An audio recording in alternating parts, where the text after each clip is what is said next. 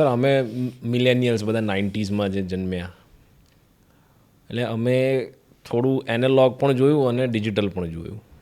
પછી અમારા જેવા જે લોકો ભણ્યા મીડિયા એમણે તો આખું ડિજિટલ જ બધું જોયું, પણ ખાલી એક હિસ્ટ્રી અને થિયરીના ભાગરૂપે એનાલોગ તમને સમજાવી દે કે આવી રીતે પહેલાં થતું હતું. પણ મને ફેસિનેશન બહુ છે કે એ આકાશવાણીના દિવસોની જો તમે વાત કરો કે એ બ્રોડકાસ્ટિંગના એ દિવસો કેવા હતા કે જ્યારે બધું એનાલોગ ચાલતું હતું.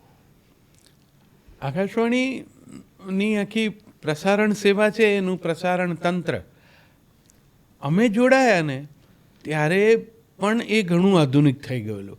એટલે અમારાથી પહેલાં તો વધારે આમ જેનો અમને રોમાંચ હતો કે આ કેવી રીતે કરતા હશે આ લોકો. ત્યારે બહુ મોટા મોટા સ્પૂલ હતા એ જમાનામાં. રેકોર્ડિંગ પણ મોટી ડિસ્ક ઉપર થતું. રેકોર્ડ અંદરથી બહાર તરફ વાગતી હતી. અમે લોકો આવ્યા ત્યારે ઓલરેડી લાખની ગ્રામોફોન રેકોર્ડની જગ્યાએ એલપી અને ઈપી આવી ગયેલા. પેલામાં 78 RPMની રેકોર્ડમાં એક ગીત એક સાઈડ પર હોય, પછી એનો બીજો ભાગ સંભળાવવો હોય તો સ્ટોપ થાય, એટલે આપણે જાતે એ રેકોર્ડ ઉપાડી ઊંધીથી પાછી આ બાજુ ગોઠવી વળી એના પર પિન મૂકી અને સ્ટાર્ટ કરવું પડતું. આ ઈપીએલપીમાં એક સાઈડ ઉપર 2 કટ કે 6 કટ હોય, 6 જેટલા ગીતો, પણ હતું બધું ફિઝિકલ. એટલે તમે જે ગીત પસંદ કર્યું હોય કે આ મારે સંભળાવવું છે, એ ગીત રેકોર્ડમાં એલપીમાં દાખલા તરીકે 3 હોય તો તમારે ગ્રામોફોનની પિન ઉપાડી અને એ 3 નંબરના ગીતના ગ્રુવ ઉપર મૂકી અને પછી ફેડ ઇન કરવું પડે. ફેડ ઇન પણ હાથથી જ કરવાનું, ફેડ ઇન ફેડ આઉટ બધું હાથથી. એટલે અને રેકોર્ડ ચઢાવો પછી એની સ્પીડ છે, એટલે તમારા રેકોર્ડ પ્લેયરમાં એ 3 સ્પીડ હોય. હવે તમને યાદ રહેવું જોઈએ કે તમે ગ્રામોફોન રેકોર્ડ વગાડો છો તો એ 78 RPMની છે, પેલી 45 ને 33 છે. તો તમારે જો રેકોર્ડની સ્પીડ ના ગોઠવી તમે ચાલુ કરીને તો ખોટી સ્પીડમાં રેકોર્ડ વાગે, જે વિશે એ જમાનામાં બહુ હ્યુમર થતું. આમ ફાસ્ટ વાગે અથવા તો સ્લો વાગે એકદમ ધીમું ધીમું.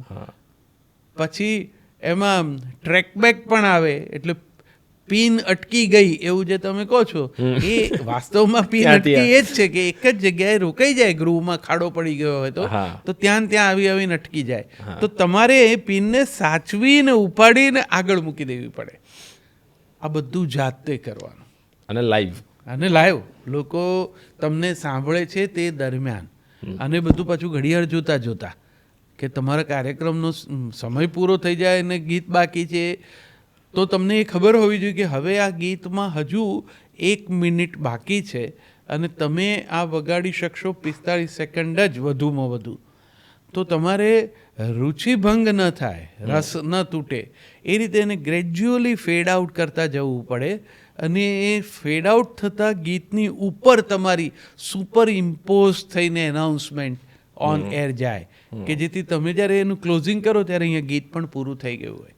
તમે કાચા હો, ઉતાવળા હો, રઘવાટમાં આવી જાઓ, તમને એમ થાય કે હવે સમય વધારે થઈ જશે તો ફટ કરીને ઘણા લોકો ગીત કાપી લે, તો સાંભળનારને ખટકે કે મારે પેલો શબ્દ આવતો તો ને બંધ થઈ ગયો. તો gradual fed in fed out આ ટેકનિકે જીવનમાં પણ ઘણું શીખવ્યું કે તમે જે ક્ષેત્રમાં હો જેમાં તમે ગ્રેજ્યુઅલ ફેડ ઇન થયા છો. મારી કારકિર્દીને હું જોઉં તો મેં ધીરે કામ શરૂ કર્યું, ધીરે જે કંઈ ઓળખ ઊભી થઈ એ થઈ. હવે તમે એ એક જગ્યાએ પહોંચ્યા, પછી હવે ડિસ્કમાં બીજું ગીત વાગવાનું છે, તમારે ધીરે ફેડ આઉટ થવું જોઈએ. અને ફેડ આઉટ થતા હો ત્યારે ગીતની ને પણ હાનિ ન પહોંચે, સાંભળનારને પણ ખટકે નહીં, તમને કંઈ ઓછું ના આવે, એવી ધીરે રહીને નીકળી જવું જોઈએ. એ દરમિયાન જો વચ્ચે જ હું જ રહું એમ જો રહ્યા કરે તો બહુ નડે. એટલે અને વચ્ચે ટ્રાન્ઝિશન્સ બી આવતા હોય. એટલે એ તમે એ ફેડ ઇન ફેડ આઉટે મને બહુ મદદ કરી. મને અત્યારે હું જ્યાં છું ત્યાંથી હું પાછું વળીને જોઉં છું તો બહુ સંતર્પક અનુભવ થાય છે, પ્રસન્ન થાઉં. નવા છોકરાઓને સાંભળવા જાઉં છું તો એ બહુ આનંદ આવે છે. એમ થાય કે વાહ, ચલો હવે એમાંથી કયા ગીત કેટલા ચાલશે, કયું કેટલું ટકશે, એ તો મહાકાલના હાથમાં છે. આપણે આપણું વગાડ્યું. સર એટલે એ બી મારે જાણવું છે કે આકાશવાણીને લઈને ને એ દિવસોને લઈને ખાસ કરીને ઇન જનરલ પણ તમને સ્મૃતિ એ બહુ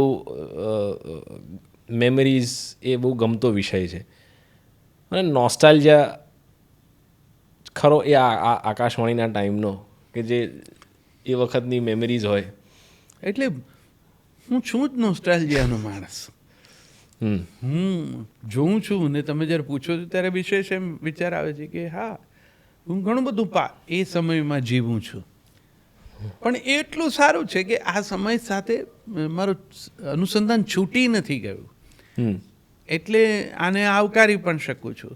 પણ પેલું તો મેં જીવ્યું છે, એ તો હું શ્વસ્યો છું. આકાશવાણીના એ સ્ટુડિયો, એમાં મારો પ્રવેશ, ત્યાં ગોઠવાવું, બોલવું, ભૂલો કરવી, સુધારવું, એના પડકારો, કેવા કેવા માનવ સર્જિત અને પ્રાકૃતિક આપદાઓના એ સમય, ક્યારેક પૂર, ક્યારેક વાવાઝોડા, એવી હોનારત, ધરતીકંપ જેવી ભયાનક વિનાશકતા, મોરબીનું ડેમનું તૂટવું, એવું એટલું બધું છે કે જે સ્મૃતિમાં છે, મનમાં. ભયંકર રાઇટ્સ એ દિવસોમાં જોયા, અને એ વખતે આ એક જ એવું માધ્યમ જે સંપર્ક કરી શકે, એની પાસેથી અપેક્ષા પણ હોય કે એવું વાતાવરણ રચે કે વળી પાછું એ બંધુતાનો ભાવ જાગે. તો એ બધા કામ કરવા. અને તમે તો હવે આ કેમેરા સાથે કામ કરો છો એટલે તમે જાણો છો કે કેમેરા તો બહુ દૂર રહીને, સેફ રહીને પણ શોટ લે. રેડિયોનું માઇક્રોફોન તો એ ઘટના છે એની નજીક જવું જોઈએ. તોફાન ચાલે છે કે શું કે એવું કોઈ ઉગ્ર છે એની પાસે જઈને કંઈ પૂછવું, તો તમારે માઇક્રોફોન એના મોં સુધી લઈ જવું, અને જીવનું જોખમ. બિલકુલ. અને એ બધું, અને છતાં શ્રોતાને તો એ દેખાવાનું નથી કે આ કોણ કરે છે, કારણ કે અમારા સમયમાં નામ દેવાનો રિવાજ નહીં. અત્યારે જેમ ઉદ્ઘોષક પહેલા બોલે છે, એવું ઓલ ઇન્ડિયા રેડિયોમાં કોઈ બોલે નહીં. હું સો એન્ડ સો છું. ના ના, કાર્યક્રમ તમે એની નોકરી કરો છો, તમે ત્યાં છો એટલે તમારે આ કરવાનું છે. પછી એમાં આ મારું એવું ન રહે. કાર્યક્રમ પ્રસ્તુત કરતા તરીકે તમારું નામ જો હોય તો છેલ્લે આવી શકે એ વિશેષ કાર્યક્રમોમાં, બાકી નિયમિત પ્રસારણોમાં કાંઈ ન થાય. તો મને યાદ છે એવા કપરા સમયમાં આકાશવાણીના સથવારે અમે પણ એ માઇક્રોફોન લઈને આ શહેરમાં એવા વાતાવરણમાં ફર્યા છીએ. આજે વિચારવું તો પણ ક્યારેક ડર પણ લાગે. એવું કરીને આવ્યા હોય અને પછી ઘરે ખબર પડે તો ઘરના નહીં એમ થતું કે આવું ગાન પણ શું કરવા કરવું જોઈએ. મને યાદ છે એક તોફાન, એક રાઇટના સમયમાં હું અને મારો પ્રસારણ સાથી અને પછી જિંદગીભરનો દોસ્ત સાદિક નૂર પઠાણ, એ પઠાણ ને હું પંડિત, અમારી એ રીતે જોડી ગણાતી હતી. અને અમે બેઉ જણા રેકોર્ડ કરવા માટે બહાર નીકળેલા.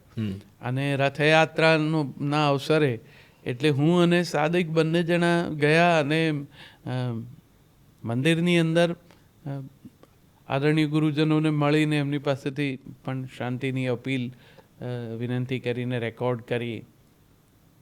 પછી બંને જણા જામા મસ્જિદમાં ગયા, ઇમામ સાહેબને મળ્યા, એમની અપીલ રેકોર્ડ કરી.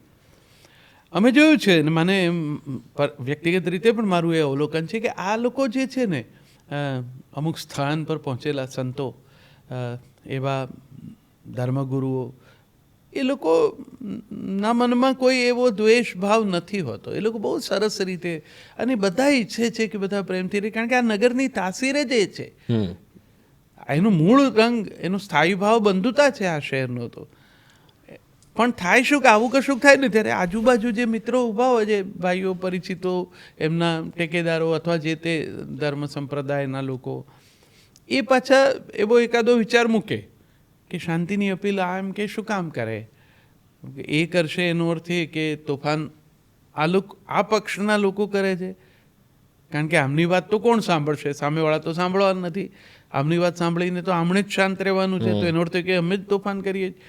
એવી કેટલી ગેરસમજોમાંથી મન શાંત રાખી અને એમને રેકોર્ડ કરી લાવવા. આમ એક કાર્યક્રમ હું કરતો, કંકુનું સૂરજ, જૂની ગ્રામોફોન રેકોર્ડમાં સચવાયેલા નોન ફિલ્મ ગુજરાતી ગીતો, એમાં માસ્ટર અશરફ ખાનના ગીતો. હવે માસ્ટર અશરફ ખાન એક એવા ઓલિયા અભિનેતા, રંગમંચની દુનિયામાં, વિશ્વના ઇતિહાસમાં આવું વ્યક્તિત્વ નહીં હોય. આજે પણ માસ્ટર અશરફ ખાનની બાધાઓ રખાય એ પીરનું સ્થાન ધરાવે છે, અને અમદાવાદમાં જ એ સૂતા છે. હવે એમના ગીતો મેં વગાડેલા, અને એમનો પરિવાર પણ અહીંયા આવેલો, ને મારી સાથે મને એમ થયું કે એમની સાથે વાત કરીએ ને આપણે કંઈ ઇન્ટરવ્યૂનું વાત. એટલે હું એ વખતે વાતાવરણ નહોતું બરોબર શહેરનું, પણ હવે એ લોકો આવેલા ને મને સમય આપેલો, એટલે હું ગયો રેકોર્ડ કરવા. અને ખાન સાહેબની મજાર પર જ રેકોર્ડ કરવા ગયેલા. મેં સજદા કર્યા, માથું ટેકવ્યું, પછી બેઠો, એ લોકો સાથે વાતો કરી સરસ. એમણે પણ શરબત પાયું, થોડીક એવી ગ્રામોફોન રેકોર્ડ ને કેટલીક એવી અપ્રાપ્ય વિગતો હતી એ પણ આપી. એ બધું લઈને હું આવીને મારી ગાડીમાં બેઠો, તો મારા ડ્રાઈવરે મને આકાશવાણીના એમણે કીધું મને કે સર તમે ખબર નથી એમ કે અહીંયા પરિસ્થિતિ કેવી હતી. મેં કહ્યું શું હતું? તો કે ના, થોડુંક તોફાનો દરમિયાન જેની કંઈ મૃત્યુ થયા હશે એમની અંતિમ ક્રિયા વગેરે અહીંયા હમણાં જ કરેલી હતી, એટલે થોડુંક ઉશ્કેરાટ હતું વાતાવરણમાં, પણ તમે તો શાંતિથી બેસીને વાતો કરી અને આવી ગયા. મેં કહ્યું એક ક્ષણ પણ એવું લાગ્યું નથી એ વાતાવરણમાં. હવે એ છે ને એ આ પીરની કૃપા છે.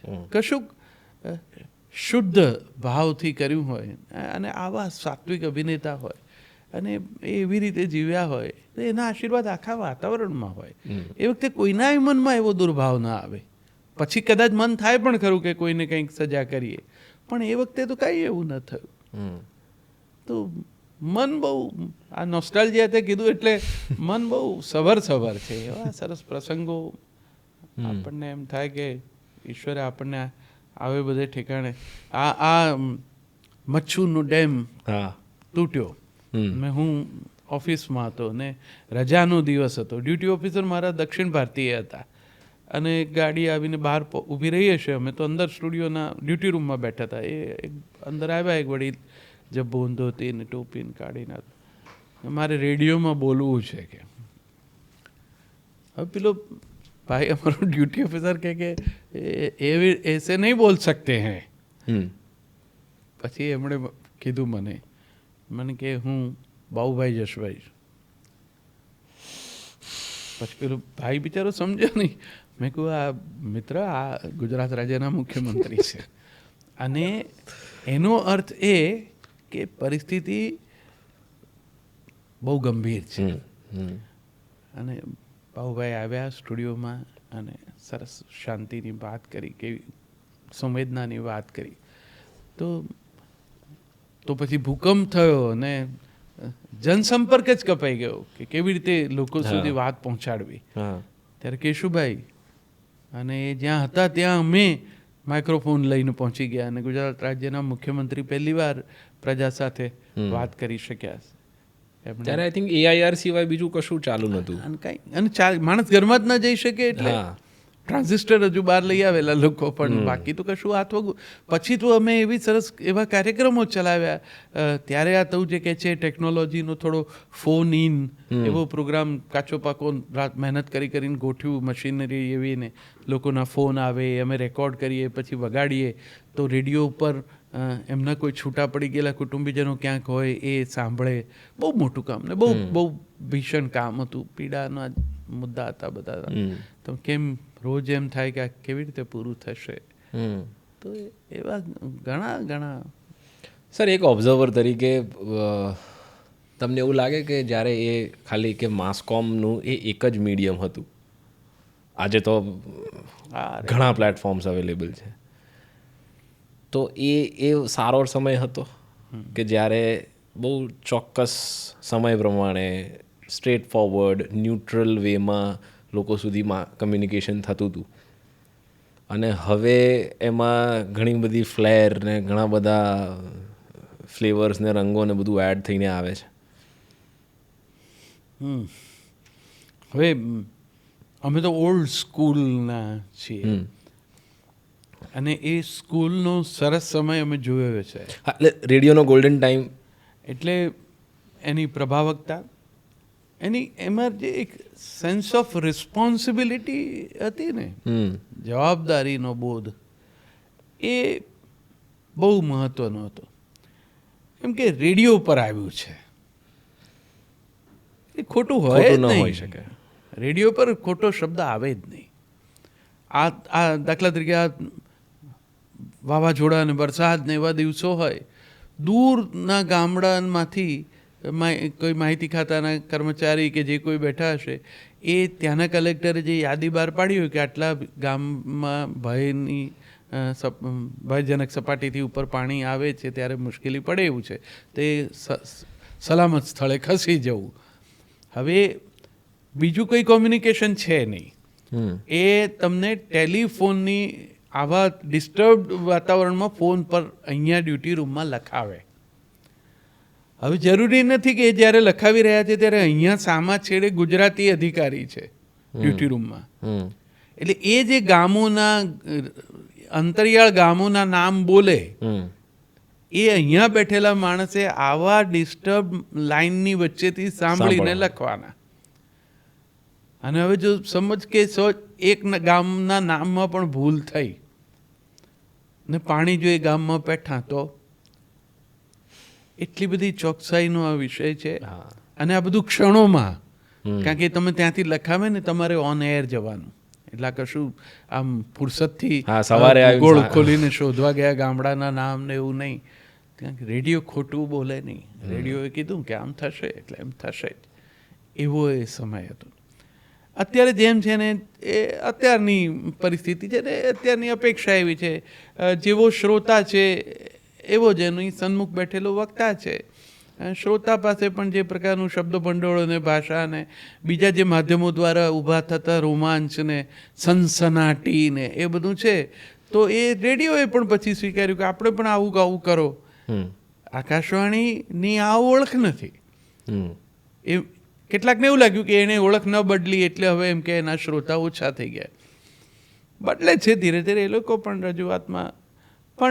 રજૂઆતમાં જીવંતતાને નામે અકારણ સનસનાટી ઊભી થાય, એ વાત સાથે અમારા જેવા પ્રસારણ કર્મીઓ સંમત નથી થતા. આપણું કામ ભય ફેલાવવાનું નથી, સાચી વાત કહેવાનું ચોક્કસ છે.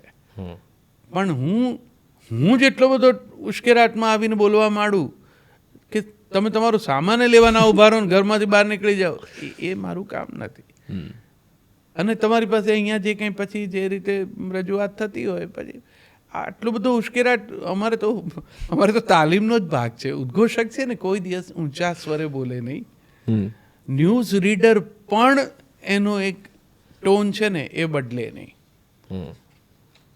આકાશવાણીના પ્રસારણમાં ઉશ્કેરાટને સ્થાન જ નથી.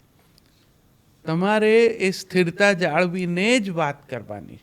તમે કોઈના પાર્ટી નથી, કોઈ પક્ષની વિચારધારાના નથી.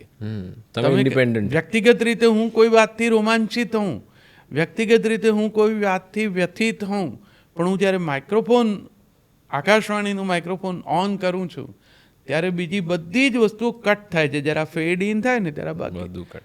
અને હવે જે મારી નોકરીનો ભાગ છે, મારી જવાબદારી છે ઇન્ફોર્મેશન આપવાની, એ જ આપું ને એ ટોનમાં જ આપું. ઇન્દિરાજીની હત્યા પછી દૂરદર્શનમાં પહેલી જ વખત, કારણ કે એવો ભયંકર પ્રસંગ હતો કે સેજ આંખનો ખૂણો ભીનો થયા વગર રહે જ નહીં. અન્યથા તમે દૂરદર્શનના ઉદ્ઘોષકો કે ન્યૂઝ રીડર પણ કોઈ એવો અતિરેક નહીં કરે. પણ હવે જુદું છે. એટલે અને હવે બધામાં આવું કંઈક જોઈએ છે. કારણ કે સનસનાટી ન હોય તો ટીઆરપી ન હોય, ને ટીઆરપી ન હોય તો એની અસર તમારા રેવન્યુ ઉપર પડે, ને રેવન્યુ ઉપર પડે તો પછી તો સ્ટાફનો પગાર કેવી રીતે કરવો? તો એ આખું વિશ્વચક્ર છે. અમે લોકો પગારને ભારત સરકાર આપતી હતી, એટલે આવું કંઈ કરીને કમાવાનું નહોતું. અર્ન યોર સેલરી એવું ત્યારે હજુ શરૂ થતું હતું. અમે એ પહેલાં નીકળી ગયા. પણ એ અદ્ભુત દિવસો હતા. આવું કશુંક સરસ કામ થયું હોય આપણા હાથે તો ઘેર જતાં જતાં આનંદ થાય. ક્યારેક તો મોડે સુધી રોકાઈને નાટક કે સંગીત રૂપક કે પ્રસ્તુત કર્યું હોય અને ટેપ સબમિટ કરી હોય ને પ્રસારણ ઓન એર જતું હોય ત્યારે તો જો અમે પૂરું કરી અને બહાર ફૂટપાથ પર બેસી અને એકલા બટાકાના ભજીયા પતરી એ ખાતા હોઈએ અને પેલું ઓન એર જતું હોય, એવા આનંદના દિવસો હતા.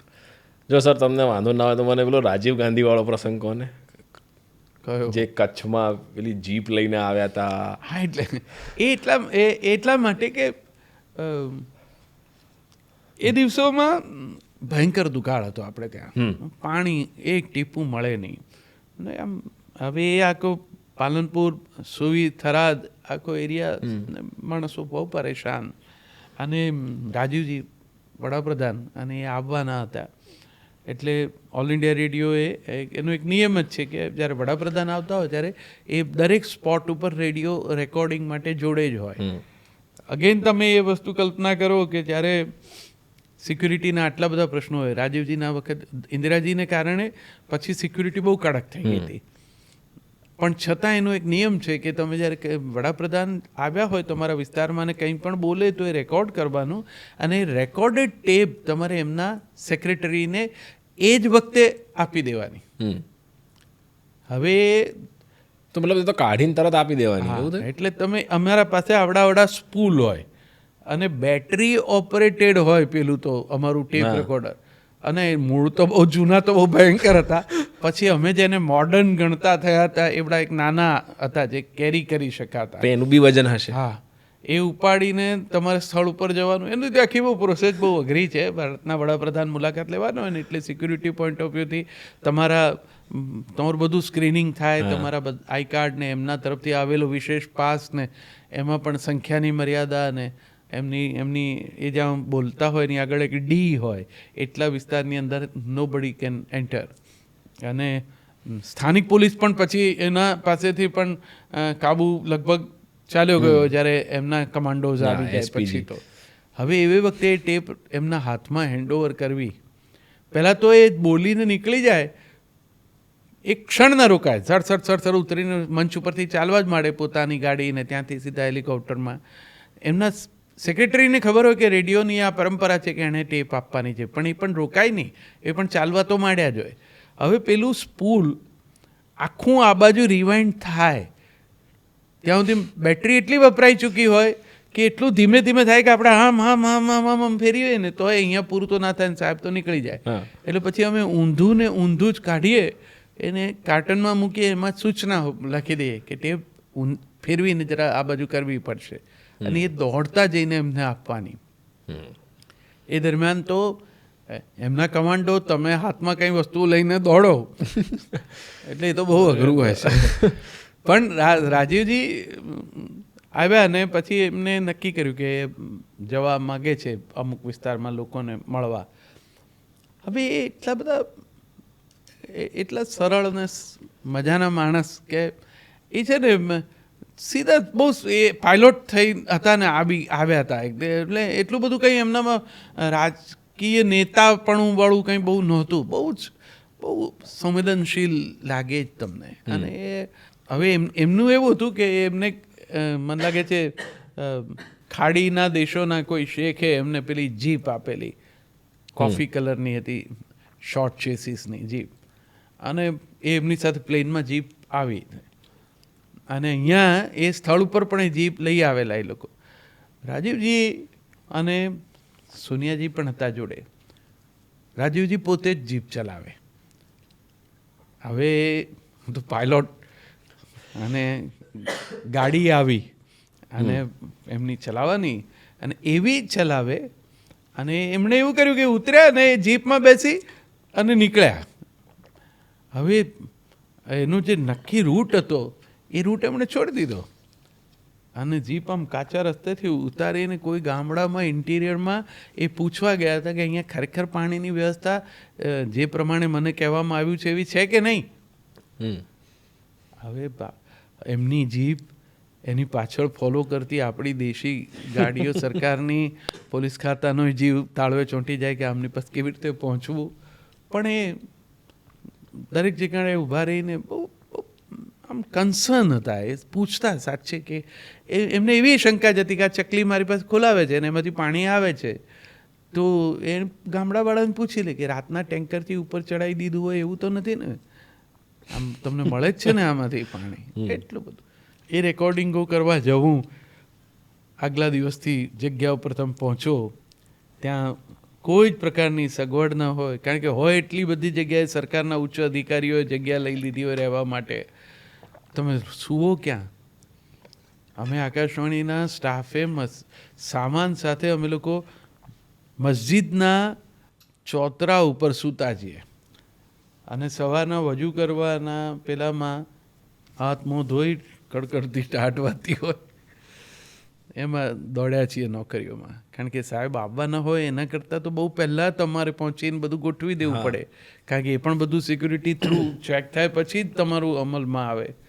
એટલે એને આપણે તો જોડે જવાનો પ્રશ્ન જ નથી. એકવાર એમનું કોન્વોય શરૂ થાય પછી તો કોઈ જોડે જ ના શકે.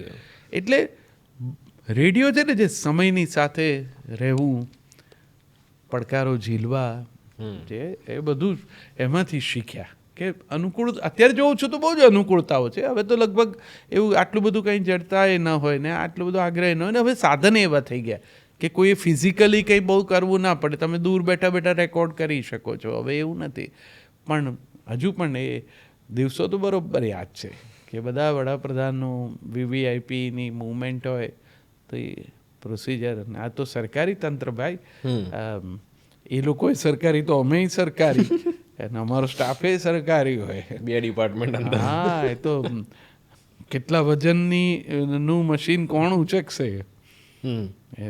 મારી જવાબદારીમાં આ નથી આવતું. એટલે પાછું એને પાસે હવે ત્યાં તમારે બધું તમે ભૂલી જવું પડે, તમારે પોતે ઉચકીને દોડવું જ પડે, કારણ કે બાકીનો સ્ટાફ જો એમ નક્કી કરે કે ના સાહેબ આ તમે ત્યાં મૂકી દો પછી હું લગાડી દઉં, પણ મારે ઉચકવાનું મારામાં નથી આવતું, તો આપણે કરી લેવું પડે. સર એ વખતે ક્રિકેટ બી બહુ અગત્યનું હશે એ જમાનામાં. એ સિવાય તો બીજું કંઈ હતું જ નહીં. લાઈવ મેચીસ ને એવું તો કંઈ થતું નથી. અદ્ભુત દિવસો હતા. પણ અમે જોડાયા ને પછી દૂરદર્શન સક્રિય થઈ ગયું હતું. એટલે મને યાદ છે કે ત્યારે શરૂઆતમાં તો જો કે આ જે તમારા ઘણા કાર્યક્રમોની અંદર છોકરા આર્ટિસ્ટ પેલી રેડિયો કોમેન્ટ્રી ક્રિકેટની એની મિમિક્રી કરતા હોય ને એવું બહુ મજા પડે એવું. હવે એ કુતૂહલ થાય, પણ એ નોન સ્ટોપ બોલ ટુ બોલ કોમેન્ટ્રી એ સહેલી ઘટના નથી. ત્યાં તમારી પરીક્ષા છે. એક તો તમારી વોકેબ્યુલરીની, તમારી પાસે કેવો શબ્દ ભંડોળ છે, ટેકનિકલ જાણકારી કેટલી છે, વાક્ય રચનાઓ કેટલી ઝડપથી કરી શકો છો, ગ્રેમેટિકલી કરેક્ટ. અને એ પણ બોલ લઈને ભાઈ દોડવાની શરૂઆત કરે, બોલ ફેંકે, આ એને જે શોટ મારે ને બોલ જ્યાં જાય ને ત્યાંથી એની પાસે પાછો જાય, આટલું જે કંઈ ચક્ર છે એ આને બોલીને કહી દેવાનું છે. શરૂઆતમાં દૂરદર્શનના ટેલિવિઝન કેમેરા દ્વારા મેચ જ્યારે દેખાડાવવાની શરૂ થઈ ને ત્યારે કોમેન્ટ્રી કરવા માટે રેડિયોના કોમેન્ટ્રી કરનારા આવ્યા. હવે એમને પેલી બોલ ટુ બોલ રનિંગ કોમેન્ટ્રીની ટેવ છે. કેમેરા તો દેખાડી દે છે, એટલે અમે તે છતાં રિપીટ કરતા, આખું બધું બોલે. પછી ધીરે ધીરે કરતા એ પણ એક અનુભવથી શીખ્યા કે ભાઈ એવી જરૂર નથી, આ તો દેખાડે જ છે, આમાંથી લિમિટેડ માહિતી આપો તો ચાલે. પણ રેડિયો પાસે અપેક્ષા. પછી એ વખતે તો એક માણસ આખી મેચ લગભગ થ્રુઆઉટ આખી ઇનિંગ એક જ જણ કોમેન્ટ્રી કરે. હા, બે જણા હોય હિન્દી અંગ્રેજીમાં બોલતા, એટલે બે જણા હોય. એક એમની જોડે અમે પેલા એનું સ્ટેટિસ્ટિક્સ લખનારો હોય ભાઈ, એ વચ્ચે વચ્ચે ઇનપુટ આપે કે ભાઈ આ ભાઈએ પહેલાં ક્યારે કેટલા બોલમાં શું કર્યું હતું, એ બધું પેલા અમારા બૂથમાં થાય. આપણે એમાં જ બેસીને મને એમાં એક સરસ લાવો મળ્યો જ્યારે ગાવસ્કર 10,000 રન કર્યા અહીંયા. એ ક્ષણે હું મારી ડ્યુટી હતી તો મને આમ ક્રિકેટનો એટલો બધો શોખ નહીં, પણ એ રોમાંચ હતો જ્યારે આવું વર્લ્ડ રેકોર્ડ થતો હતો અને પછી એ આવ્યા અને અમે એમનો ઇન્ટરવ્યૂ ઓન એર કર્યો એ વખતે ઇન્ટરવ્યૂ ઓન એર કર્યો એમાં અમને ઠપકો એટલા માટે પણ મળેલો કે પેલું બોલ ટુ બોલ રનિંગ કોમેન્ટ્રીમાં તમે મેચ ચાલુ હોય અને તમે ઇન્ટરવ્યૂ કર્યો એનો અર્થ એ કે તમે અમુક બોલ વિશે નહીં બોલ્યા, મિસ કર્યા. હા, તો એ તો ના ચાલે ને, એ તો ભૂલ કહેવાય. એટલે એની તો તમારે કાં તો સજા થાય કે માફી માગું, શું કરો. પણ પછી એ જે ભાઈ હતા એ પણ બહુ વિદ્વાન હતા, એમણે પછી એનો સરસ ઉત્તર એના જવાબ રૂપે આપી દીધેલો કે અમે એ બોલ ફેંકાય એની કોમેન્ટ્રી કર્યા પછી વાત કરી અને પછી બીજા બોલ સુધીમાં એ વાત પૂરી કરીને પાછું, એટલે અમે એક પણ બોલ ચૂક્યા નથી. અને બીજું શું થાય કે આખું રેકોર્ડ થતું હોય એટલે પુરાવા તરીકે પણ સંભળાવી શકાય કે આવું છે. પણ એ નિયમોની બાબતમાં એ આગ્રહો એ એટલા બધા કડક હતા